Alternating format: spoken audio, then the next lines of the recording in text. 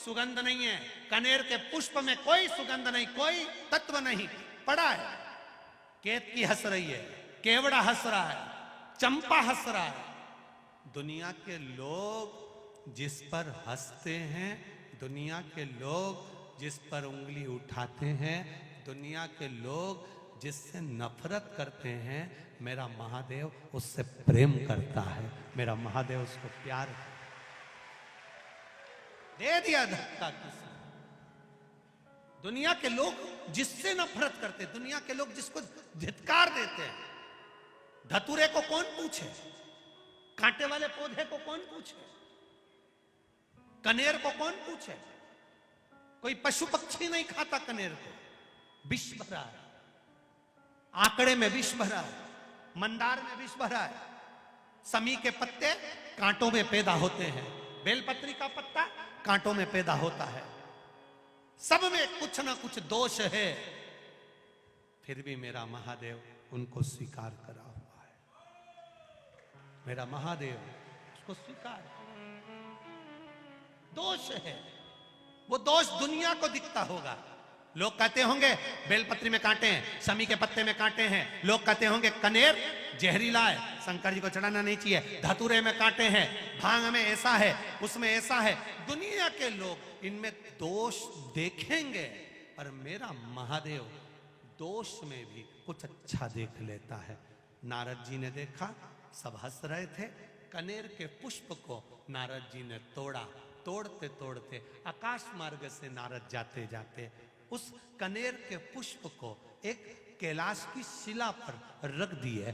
कैलाश की शिला पर वो कनेर का पुष्प रखा था, उस कनेर के पुष्प को भृंगी ने उठा लिया। भृंगी ने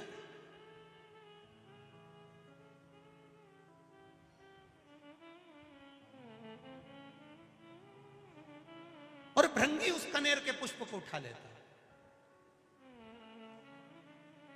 श्रृंगी ने देखा कि भृंगी ने कनेर का पुष्प उठाया।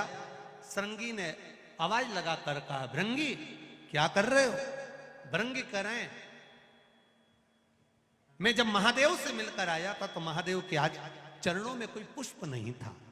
देवादिदेव महादेव के श्रृंगार में कोई पुष्प नहीं था। श्रृंगी ने कहा, यह पुष्प में सुगंध नहीं है, इसीलिए इसको कोई देवता स्वीकार नहीं करते। भृंगी ने कहा, शमशान की राख मनुष्य के कपड़े पर लग जाती है तो मुर्दा जलाकर आने के बाद नहाना पड़ता है।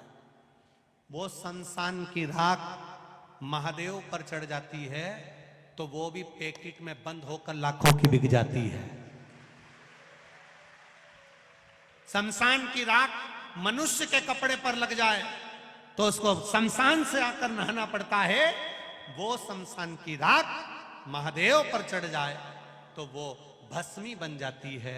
शरीर पर महादेव के लगने के बाद चपटी भभूत में है खजाना कुबेर का, उसकी भस्म से भी कुबेर का खजाना झड़ता है। तो ये कनेर भी कुबेर के खजाने से कम नहीं होगा, मेरा विश्वास कहता है। ये मेरा विश्वास कहता है। भृंगी ने कनेर का पुष्प उठाया, ले गया। श्रृंगी दुमदुमी बजा रहा है।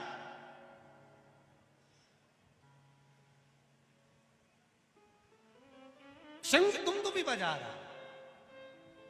देवी भागवत कह रही है, कुर्म पुराण कह रही है। कुर्म पुराण का 24वां अध्याय कह रहा है। भृंगी ने पुष्प उठाया और श्रृंगी दुमदुमी बजा रहा है।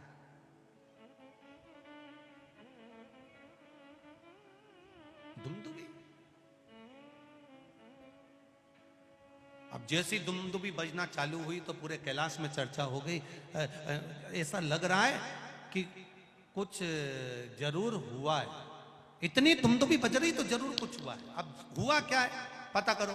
माता पार्वती जी ने गणेश जी को भेजा। माता पार्वती जी ने कार्तिकेय को भेजा। माता पार्वती जी ने जब गणेश कार्तिकेय को भेजा तो गणेश जी महाराज ने अपनी सूंड में जल भरकर ऊपर की ओर फेंका। देवताओं को लगा जरूर कोई बात है। सारे देवता आकर खड़े हुए। हुआ क्या है? दुमदुमी भी अचानक क्यों बजने लगे? अपने गांव में अचानक ढोल बजने लगे तो पता तो करना पड़ेगा कि हुआ क्या है, किसके घर छोरा हुआ, किसके यहाँ शादी हुई, किसके यहाँ क्या हुआ। तो मालूम पड़े कि साहब ना तो छोरा हुआ ना शादी हुई, फिर ढोल क्यों बजे? तो के साहब वो मांगने वाला कोई आया है तो वो आटा मांग रिया है तो ढोल बजा रिया है। तो क्या मांगने के लिए ढोल की क्या जरूरत पड़ गई? तो क्या लोगों की बेल बजाओ तो गाली दे, ढोल बजाओ तो ताली बजाओ, तो इसलिए ढोल बजा। तो इसने आखिर बात क्या है? दुमदुमी बजी तो क्यों बजी? दुमदुमी बजने का कारण क्या है? जो दुमदुमी का नाद पड़ा सारे देवता आकर खड़े हो गए। इतने में भृंगी ने एक कनेर का पुष्प, मात्र कनेर का, जिसमें विष भरा हुआ है, किसी काम का नहीं, जिसमें सुगंध तक नहीं है, जो कोई काम का नहीं था, उस कनेर के पुष्प को भृंगी ने देवाधिदेव महादेव के चरणों में जैसे ही रखा, पार्वती जी ने उस पुष्प को देखा, देखकर विचार करा, जो भी सुगंधित पुष्प आता था शिव जी के ऊपर चढ़ता था, भले इसमें विष भरा है, क्यों ना ये भी शिव पे चढ़े। पार्वती जी ने उठाकर शंकर भगवान के कानों में उस पुष्प को लगा दिया। कनेर का वो फूल आज भी शंकर भगवान के फोटो में, पुराने फोटो में, पुराने चित्र में शिव जी के कान में लगा हुआ। कभी कभी किसी ने दर्शन करा है किसी ने ऐसा दर्शन कि शिव जी के कान में कनेर का फूल लगा हुआ देखा होगा? तब पार्वती जी ने कानों में उस पुष्प को लगाया। देवाधिदेव महादेव नेत्र बंद कर स्मरण करते हुए देख रहे हैं। देवता खड़े होकर अपने आप को विचार कर रहे हैं कि यह पुष्प शिव जी पर कितना सुशोभित हो रहा है, ये पुष्प हमको भी मिलना चाहिए। भगवान शिव ने नेत्र खोलकर कहा, ये मुझ पर चढ़ा है, देवताओं को भी प्रिय लगा है, सभी देवताओं को कनेर का पुष्प समर्पित होगा और वो कल्याण करने वाला। महाराज,